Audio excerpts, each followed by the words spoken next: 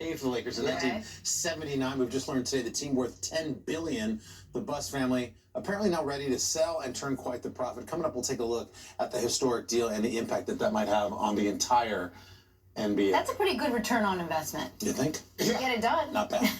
We're not going to start this half hour, though, with that stunning verdict at the Karen Reed retrial, a case that has become, well, really a national obsession. After nearly 4 days of deliberation, jurors finding her not guilty of second-degree murder and manslaughter charges in the 2022 death of her Boston police officer boyfriend.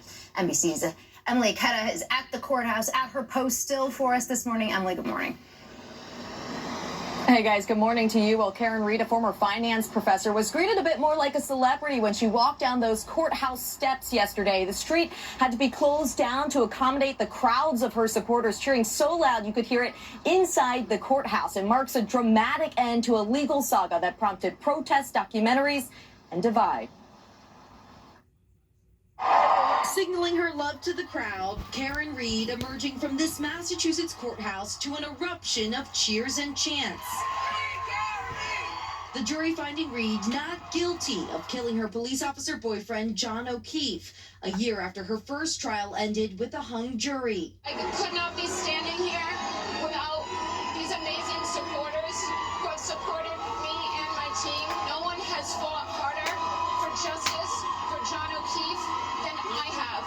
The jury clearing Reed of second-degree murder, manslaughter, and leaving the scene of a deadly accident. Defendant not guilty or guilty?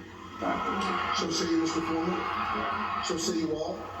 Cheers so loud outside they could be heard in the courtroom, where a tearful Reed embraced her defense team.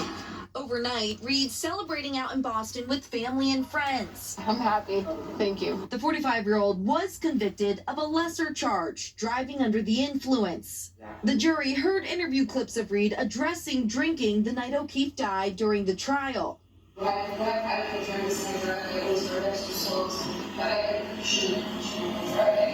She was sentenced to 1 year probation, in sharp contrast to the life sentence she could have faced if convicted of murder. Reed's family sharing in her relief. What's the takeaway?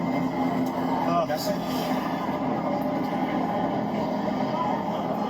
Put me onwards. O'Keefe's loved ones left the courthouse without speaking to the media, but the families of several key witnesses who testified against Reed, writing in a statement, "We mourn with John's family and lament the cruel reality that this prosecution was infected by lies and conspiracy theories. The result is a devastating miscarriage of justice." Reed was accused of hitting O'Keefe with her SUV back in 2022 and leaving him to die after a night of drinking. Key piece of evidence prosecutors cited was car data and expert testimony arguing that Reed suddenly accelerated in reverse at the time and location in question. But the defense has insisted there was no collision and that she was the victim of a corrupt police investigation. The lead investigator in the case, Michael Proctor, was fired after lewd text messages about Reed were revealed. He did not take the stand in the Reed trial, but spoke to Dateline's Andrea Canning. What do you want to say to anyone who believes the narrative, the defense's narrative, that you are corrupt, that you framed Karen Reed? I laugh because it's such a ridiculous accusation. There's not one piece of evidence or fact to support that. With security escorting Reed away from her criminal case that's divided Boston and beyond, the now former defendant at the center of a national spectacle, with dedicated fans rooting for her to the end. You guys flew from Michigan and Florida. How does it feel right now? I feel so much relief. I can't even imagine how Karen feels.